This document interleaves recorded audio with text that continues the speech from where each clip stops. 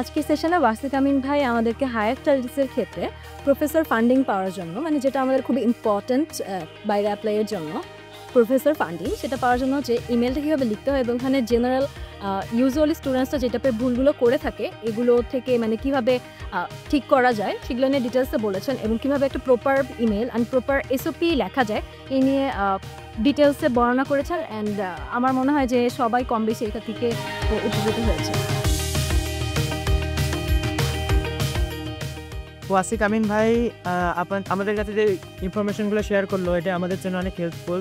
যদি সিজি কম থাকে সেই হিসেবে আমি বাইরের অন্যান্য ইউনিভার্সিটিগুলো কিভাবে চয়েস দিতে পারি সেই বিষয়ে বিস্তারিত আলোচনা করলেন এবং আমাদের সাধারণত এই হায়ার স্টাডিজের সময় ইউনিভার্সিটি চয়েস দেওয়ার সময় যে মিস্টেকগুলো হয় সেই মিস্টেকগুলো নিয়ে উনি ডিটেলসে আমাদের সাথে আলোচনা করলেন। এর মাধ্যমে আমরা পুরো হায়ার স্টাডিজের ব্যাপারটা সম্পূর্ণ বিস্তারিত জানতে পারলাম। ওভারঅল সেশনটি আমার খুবই ভালো লেগেছে।